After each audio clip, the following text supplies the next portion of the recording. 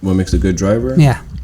On how having great judgment, be always aware around your vehicle, and constantly always look at those mirrors. Welcome to the next episode of the Driving Academy podcast. And today we have somebody in a red vest. What does that mean? He's come all the way from our training yard. He's one of our best instructors that we have. His name is Akil James. How are we doing today, my friend? Pretty good today. Feeling lively. I'm feeling alive today, actually. Feeling alive. That's what I like to see. First time in the studio, right? First time. Pretty cool, right? Awesome. Nice. So today we're going to be telling the folks, giving some insight of what your life looks like here at Driving Academy, things like why you wanted to get your CDL license and all that. Sounds good? Yeah, that's fine. Perfect. So first question, why did you want to get your CDL license in the first place? Well, first I started out when I was very young. I had a big passion of getting my CDL just to drive trucks. Okay. Without even knowing the credentials of going about it. I just want to have a big imagination on just driving a big vehicle in a big old world and see how it is. Were you one of those kids constantly going like this to the trucks to have them honk their horn? At times, but I also was that kid that was just scared to do it. Yeah, that's fair. Yeah. I was the same way. The trucks definitely, from a kid's point of view, is something that's just magnificent, right? Mm-hmm. So now that you're actually driving them, is it all you thought it was going to be, or is it more? Is it less? What are you thinking about when it comes to the trucks now? Well, now it feels like I'm a full blown owner, like a very great achievement, able to operate a big vehicle like this. Yes, is something still amazing at times, just hard times and there's good times. Mm-hmm. But the best time is realize on a good time that your main passion is just driving. The sky is there's no limit to the sky. That's right. Yeah, and now I'm sure you can do things with trucks that you never thought were possible. Oh, and there's plenty of things out there that could happen. So one of the cool things, Akil is our instructor, and I've seen this guy maneuver vehicles in spots that are like this tiny, and the skill set has come over time. So let's talk about that.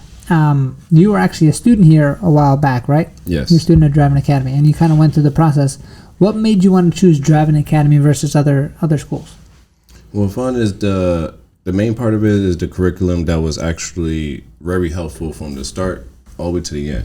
Okay. There's some stumble steps, but it's more about keeping a dedication and keeping your main goal in your mind to be able to go through the whole process. Fair enough. Other than that, still there's no limit to the sky once you get through that one stepping stone. Nice.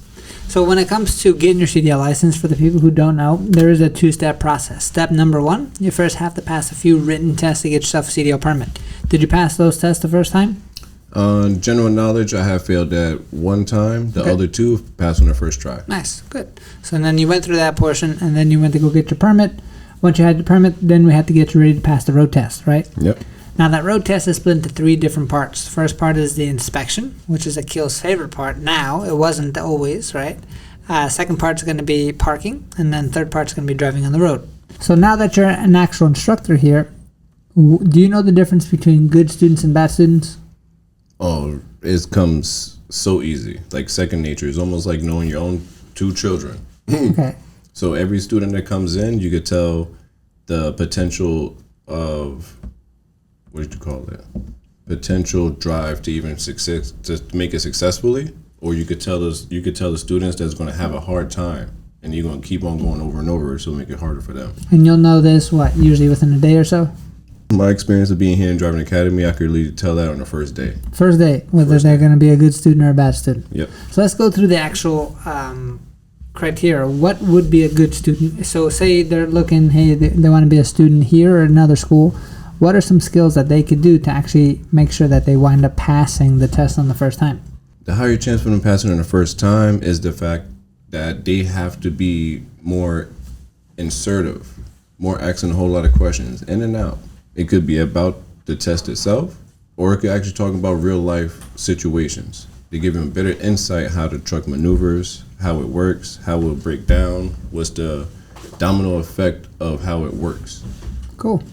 And what comes out to, so being an instructor, you got to guide them through this whole process, right? Yeah. So if you put yourself back when you were a student, would you say you're a good student or a bad student? I would consider myself pretty average. I wouldn't say the best one. Uh-huh. I could say I'm somewhat close to the bad side, but I'm still was dedicated to get what I need to know. Fair enough. Cool. So, when you were a student here, if I remember correctly, it did take you a few times to pass your road test. Is that correct? Yep, that's correct. What part did you keep failing for your road test itself? On the test is more of the pre-trip. The pre-trip inspection. Yep. And that is where most people do wind up failing if they do fail their road test. Now, why is the pre-trip inspection so difficult to pass? Is the way that you honestly look at the pre-trip itself while you're studying. When you sit there and look at the whole entire truck as one, it's harder to remember every single little word, even though it repeats itself. But once you start breaking it down in your mind, it becomes a lot more easier, and the process becomes through a lot faster. So how does Driving Academy help people out with that, right? Because if you are right, for people who don't know what the pre-trip inspection is, it's actually inspecting over 90 items on the entire inside and outside of the vehicle. So what Akil's saying is if you look at the whole truck as one big part, it makes it a lot more difficult because it's so much information to kind of stuff in your mind. So what does Driving Academy do to try to help students out in that case? With me and the rest of my instructors, we all basically say that we always try to help them to have them understand what part individually what you're looking for. Break everything down nice and simple. Once everything be more complicated, it's harder to remember. More simple, every process become easy. And we've created a kind of a word by word script that people can follow, and we kind of chunk that down into different sections, so it's much easier for them to understand, right? Yes. Perfect. So go back to when you took your first test. A lot of students do get nervous. Were you nervous on your first test? Oh, very much so. And how did you get past that? By the time I get past it, what my little tricks are, I just sit there, take a whole lot of deep breaths at a time, and I also chewed gum right before I took the test. Okay. So before they called me up and took my test, I threw the gum out, take one more deep breath, and just went right through the whole entire thing and completely zoned the examiner out. Nice. Okay. Perfect. So then by that time you were ready to rock and roll. Yep, rock and roll. Like nice. The same way as I study in the yard, like I'm by myself, is the same way I did it at the test, the same way. Okay. So it doesn't make no nervous, doesn't change up my words, and doesn't make me space out or forget anything I have to say. So when students are actually in the yard training, one of the things that I'm sure you hear all the time is, oh, I'll study the pre-trip at home. It's okay. That's the easy part. What is some of your advice for people who think that? My advice is it's pretty fine that you can study it at home, but everything is a lot easier when you see the vehicle right in front of you. Because when you point and touch like you're supposed to, it helps you remember exactly what you got to say. That's good. And most of the time, from my experience, I don't know about yours, most people who say I'll study at home, they never really do. And they wind up failing the test anyway, right? That's correct. Cool. 90% of the time they fail. Just because of that. That's right. Especially if they're having that idea, I'm just going to study from home. So a lot of people are worried, hey, these are big trucks. I really don't know how to maneuver them. I need to spend more time parking when I'm in the training yard, not so much time doing inspection. Is it true where if they don't pass the inspection, they won't even be able to park the truck? Oh, that is true. So you can be the best unlicensed driver out there. Yep. And that's pretty ridiculous. Very much. So how do we get students ready here at Driving Academy to prepare them for the parking itself so they can kind of calm down? What are different techniques and stuff that we do here in Driving Academy? The main techniques is actually more times you get out of the truck and see where your vehicle is going is a better view than it is seeing one way while you're sitting inside. So you actually want students to, from the inside, stop the vehicle if they don't know what's happening, get outside so then they can check from the outside. Yes. And what does that actually do to the student itself? It will basically help them improve their vision or precision, help their precision, and they understand which way the directions that the vehicle is actually going, even if it's already bent into an angle. Okay. So even while it's bent in an angle, they could think that as soon as they feel nervous is because that one side that you cannot see the trailer at all, that's when they become nervous. That's the one where I tell them, gotta come out and look and make sure where you at. Yes. Because that trailer blocks everything that you need to see. And if you can't see it, that means you can hit something. Yep. Cool. So if you can't see it, the thing is get out and look. Let's teach these people, like for instance, backing up a tractor trailer straight. Is that easy? Is that hard for somebody who's never done it? For someone that completely never done it before, they see it as moderate difficult. Okay, and what makes it so difficult? It's more of that. It depends if they're not looking at their mirrors. They don't know where their trailer going. There's a lot of damages. Mm-hmm. But now it's more like, I always compare it or make it seem to the students. It's almost like you wake up every morning, you look in the mirror, clean your face, brush your teeth, same thing. In the truck, you're going to rely on your mirrors. Mm-hmm. The mirror shows you everything. That's true. What is the actual technique for backing up straight for people who don't even understand? Is it the same thing as a car, so you just hold the steering wheel straight and back up and things are okay? Oh no, it's totally different. Really? Totally different. The best way you want to learn how to straight line back, I always put it as that steering wheel is exactly like a clock. One hand, only going to use one hand, put it right on top of the steering wheel where it says 12 o'clock. When you see that trailer slightly going to the left, you want to turn the wheel 9 o'clock, which is only a quarter turn. Okay. And then you're going to hold it there till you see a difference. Once you see a difference, you realize it's straight, you want to put your hand right back at 12 o'clock so you can stay straight. But once you start seeing that trailer going over to your right, other than going to 9 o'clock, you want to turn it 3 o'clock. Mm-hmm. The quarter turn to the opposite side, the same side of the trailer is going. Perfect. And if they do that, then the vehicle will always do a little bit of a snake move, but it will back up straight. Nice and straight. And it is not just holding the steering wheel. So even if they have, because we hear it all the time, oh, I drove box trucks in the past, it's going to be easy. It's completely different than driving a box truck, right? Completely different. So unless you have actual tractor trailer experience, you probably don't know how to back up a vehicle straight. That is correct. Cool.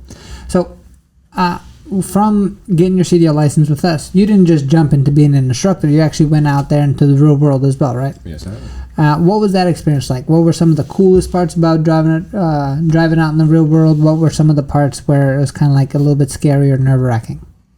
So the best part about the driving part is that you get to see a bigger range of the world that you haven't been before. Mm-hmm. There's a lot of streets out there. I drove for a whole entire year. I can't say I just seen everything out there, but I've seen it good enough to where I could stay safe. Yes. So now, but that's the best part of it. But the only bad part about it, when you realize certain signs that you have never seen before, mm-hmm. that's when you're going to start double guessing yourself. Mm-hmm. So like certain things like weight limit, like some people don't know the actual weight limit. They only know how much weight you got to carry.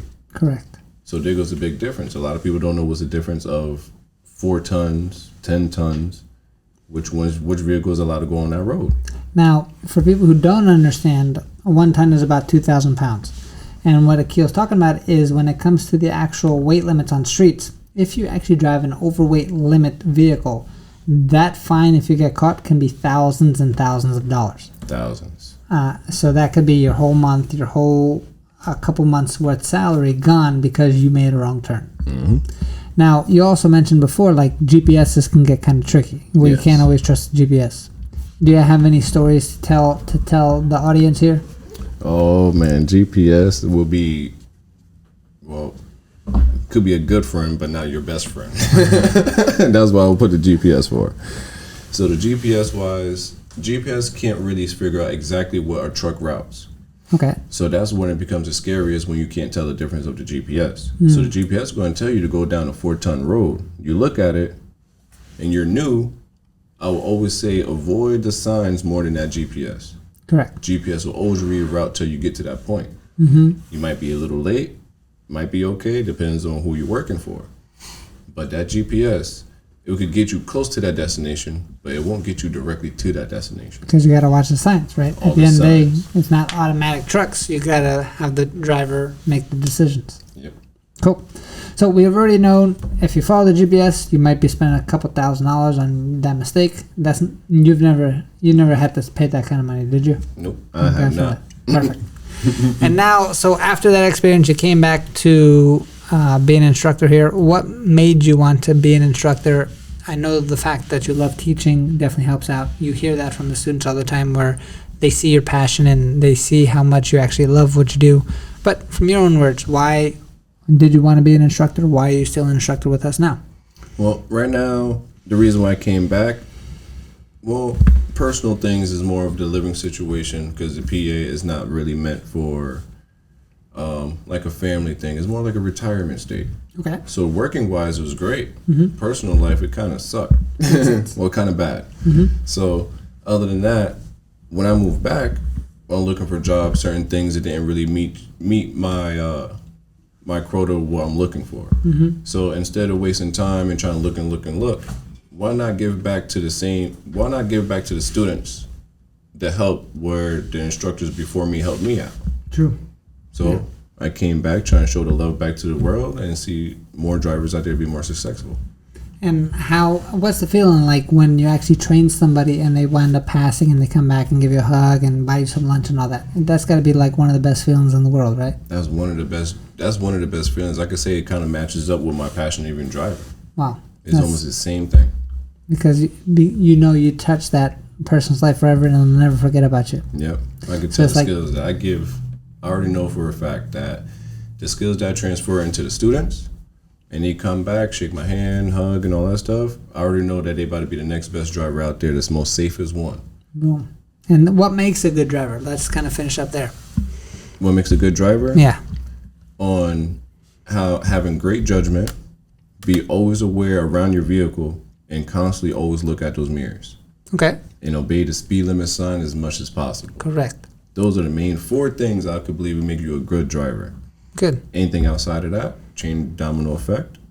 And I really do not wish the worst for anybody out there for that moment. Correct. Because these things can weigh up to 80,000 pounds when you're fully loaded, right?